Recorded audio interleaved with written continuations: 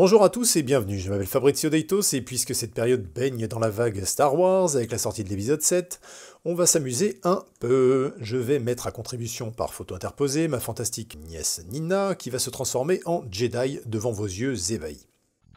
Dans ce tuto, vous allez apprendre à donner un aspect cinémascope à votre photo, changer complètement l'ambiance colorimétrique avec les calques de réglage, créer un sabre laser et l'intégrer à votre image, créer un effet de neige sympathique de façon très simple. Alors si vous êtes prêts, jeune padawan, allons-y. Tout d'abord, nous allons créer des bandes noires qui vont donner un aspect cinémascope à notre image. Nous allons donc utiliser l'outil rectangle de sélection qui se trouve ici, raccourci M. Dans la barre de l'outil, au niveau du style, vous allez choisir proportion fixe. Là, vous allez entrer 2,35 pour la largeur et 1 pour la hauteur, ce qui va contraindre notre sélection au format cinémascope. Vous allez ensuite cliquer et glisser de l'extérieur de l'image à gauche jusqu'à l'extérieur droit. Vous relâchez, puis vous vérifiez dans le menu affichage que l'option magnétisme est bien cochée.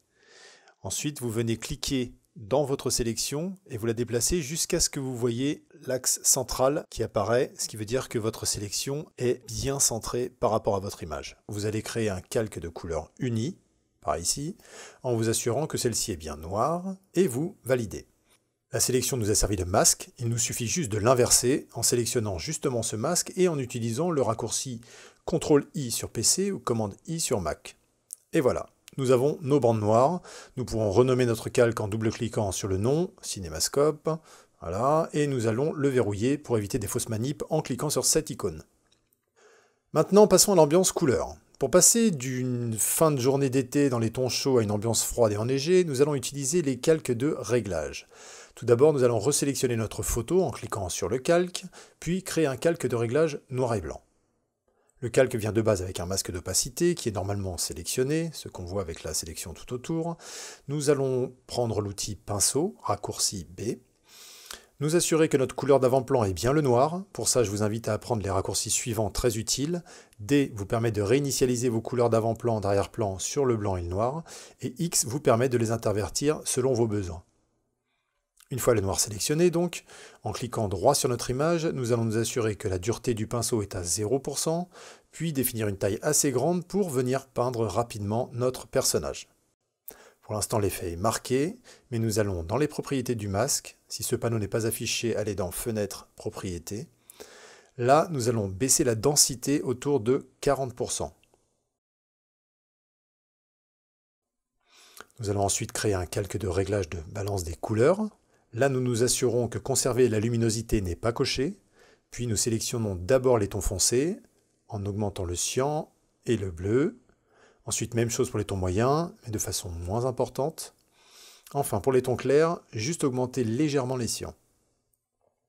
Niveau couleur, on est dans ce qu'on recherche. Je vais juste pour cette image précise faire que ma nièce se détache plus du fond en créant un calque de réglage courbe, dont je vais augmenter le niveau de sortie des noirs pour qu'il soit gris. Allez voir ou revoir l'épisode sur les courbes si vous n'êtes pas familier avec tout ça. Puis augmenter de façon globale la luminosité du reste. Toujours avec mon pinceau, je vais venir peindre des zones afin que ça ne s'applique qu'au fond et que ça souligne l'éclairage du soleil qui était déjà présent. Voilà. Je sélectionne mes trois calques de réglage, puis je les groupe avec le raccourci CTRL ou commande G, selon si vous êtes sur PC ou sur Mac. Je renomme mon groupe en double-cliquant dessus, ambiance. Voilà. Nous pouvons déjà faire un avant-après en masquant ou affichant le groupe. Maintenant, c'est l'heure du Jedi. Pour faire le sabre, nous allons sélectionner l'outil rectangle, raccourci U. Pour la couleur de fond, nous allons cliquer sur la palette de couleurs ici et sélectionner un bleu électrique très clair, pas très saturé. Nous traçons le rectangle en le faisant bien dépasser derrière les bandes noires, ce qui va nous servir pour après. Faites-le assez large pour que ça reste proportionné à la taille de la personne. Ensuite, nous allons le tourner pour qu'il ne soit pas droit comme un I. Pour ça, vous allez utiliser le raccourci CTRL ou commande T, ou aller dans Édition, Transformation manuelle. Là, vous l'inclinez comme vous le souhaitez, et en cliquant à l'intérieur, vous pouvez le déplacer où vous le voulez. Une fois que tout est en place, appuyez sur la touche Entrée. Notre sabre est posé, on va renommer le calque en sabre, puis on va double-cliquer sur le calque à côté du nom, pas dessus, pour ouvrir la fenêtre des styles de calque. Là, nous allons utiliser trois fonctions. D'abord le contour. Cliquez dessus et la case va se cocher. Sélectionnez une couleur dans les bleus électriques très clairs. Sélectionnez la référence couleur et copiez-la. Elle va nous servir pour après. Donc CTRL ou commande C. Assurez-vous que la taille soit visible, mais pas trop grande, pour que ça fasse un liseré autour du sabre. Mettez la position à l'extérieur.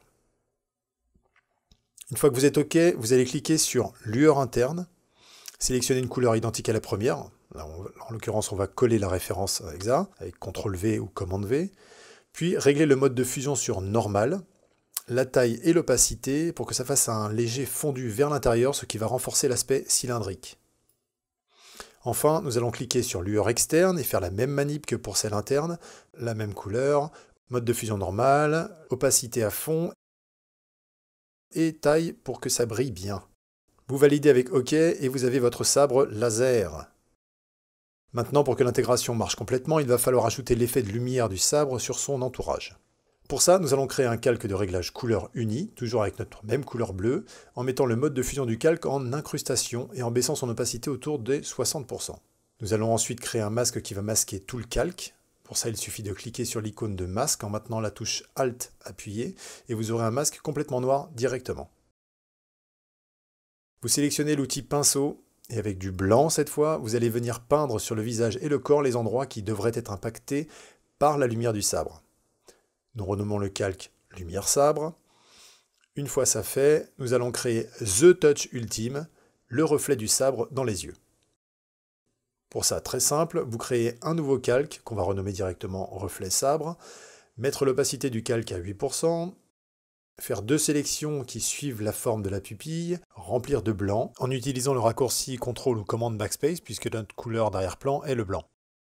Puis dupliquer les effets qui étaient sur le calque du sabre en maintenant la touche Alt appuyée et en cliquant en glissant sur le calque reflet. On double-clique pour les adapter, on enlève le contour et la lueur interne qui ne servent plus à cette taille-là, et on réduit drastiquement la taille de la lueur externe pour que ce soit adapté. Voilà. On sélectionne les trois calques, on groupe, CTRL ou commande G, et on renomme sabre laser. Vous pouvez même vous amuser. Bref. Allez, dernière ligne droite, la neige. Pour ça, nous allons créer un calque couleur unie noir. Puis dans le menu Filtre, Bruit, Ajoute bruit. Là, vous aurez une fenêtre qui vous demande de convertir en objet dynamique, pixelisé ou annulé. Vous choisissez pixelisé. Quantité, vous mettez dans les 50-60%, répartition gaussienne, et surtout, vérifiez bien que monochromatique est coché. Vous validez. Ensuite, vous retournez dans le menu Filtre, Galerie de filtres. Dans le menu Esquisse, vous allez sélectionner Craie Fusain. Vous allez régler à peu de choses près comme suit. Beaucoup de fusain, pas trop de craie, beaucoup de pression. Je ne vais pas trop m'attarder sur les chiffres parce que ça va dépendre de la taille de votre document et du rendu. Donc il va falloir vous baser sur le résultat visuel. Il faut s'approcher de ça. Lorsque vous y êtes, vous appuyez sur OK. Si les flocons sont trop petits, comme c'est le cas ici, vous allez appeler la transformation manuelle, CTRL ou commande T, puis mettre les valeurs suffisantes dans les échelles verticales ou horizontales, en vous assurant que conserver les proportions ici est coché.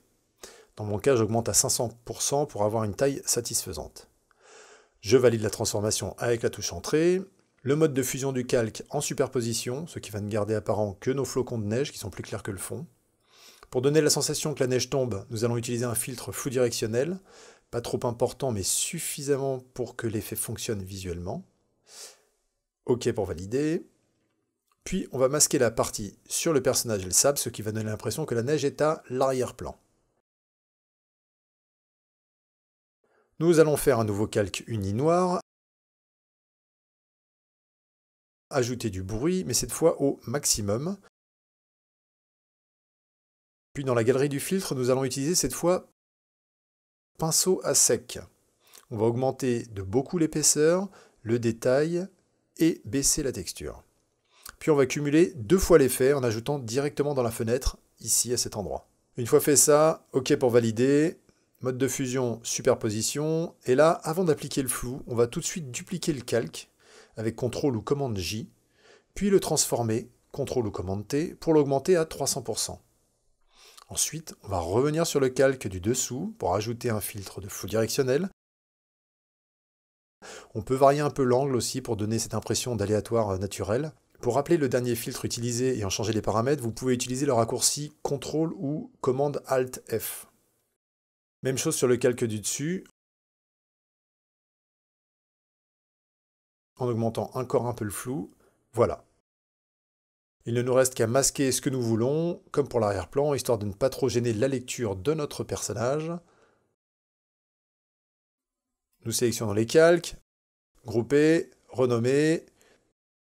On fait la même chose pour l'ensemble, histoire de pouvoir avoir l'avant-après complet. Si vous voulez opter pour la version côté obscur, il vous suffit de remplacer les teintes du sabre et des lumières bleues électriques par du rouge et vous aurez la même chose. Voilà. Vous pouvez transformer vos proches, vos amis, votre chien ou votre chat en chevalier Jedi ou Sith, au choix. Si vous avez aimé cette vidéo, pensez à la liker en cliquant sur le petit pouce vers le haut, à la partager et surtout à vous abonner à la chaîne. Vous pouvez me retrouver sur Facebook et Twitter si vous le souhaitez, les liens sont dans la description. Si vous avez des questions ou des suggestions, n'hésitez pas à écrire tout ça dans les commentaires, je me ferai un plaisir de les lire et d'y répondre. En vous souhaitant d'excellentes fêtes de fin d'année, merci à vous et à très bientôt pour un prochain épisode des Essentiels. Ciao!